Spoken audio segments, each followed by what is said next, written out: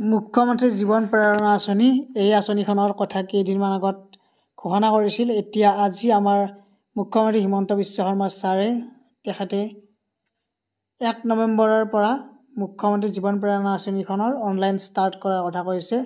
ইয়াৰ আগত মই এটা কথা কৈ লওঁ আপোনালোকক, এই আঁচনিখন আমাৰ 15 আগষ্টৰ আবেদনৰ অন্তিম দিন ধাৰ্য কৰা হৈছে বুলি আমাৰ পৰ্টেলবিলাকত আমি পাওঁ। এতিয়া মুখ্যমন্ত্ৰী হিমন্ত বিশ্ব শৰ্মাই আমাৰ আজি এটা লাইভ ছেশ্যনত তেখেতে ঘোষণা কৰিছে যে মুখ্যমন্ত্ৰী জীৱন প্ৰেৰণা আঁচনি এইখন আপোনালোকক 1 নৱেম্বৰৰ পৰা অনলাইন ষ্টাৰ্ট হ'ব। গতিকে মই সেইখিনি ক্লিক দেখুৱাইছোঁ বাৰু। 2 লাখ টকাৰ প্ৰথম কিস্তি 1 লাখ টকা প্ৰদান কৰিম।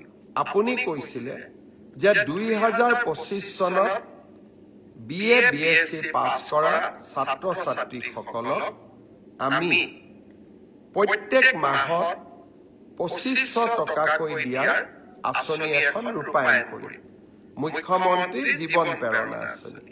এই আঁচনিখন কি হ'ল? অহা 1 নৱেম্বৰত ইয়াৰ আবেদনৰ পৰ্টেলটো আমি মুকলি কৰি দিম।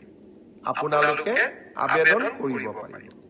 অৰ্থাৎ যিমান আমি প্ৰতিশ্ৰুতি দিওঁ, প্ৰত্যেকটো প্ৰতিশ্ৰুতিক আমি ৰূপায়ণৰ বাবে প্ৰচেষ্টা কৰোঁ। অৰুণোদয় হওক, মহিলা উদ্যমিতাই হওক, অসমৰ লাখ লাখ দৰিদ্ৰ পৰিয়ালৰ মুখলৈ আমি আজি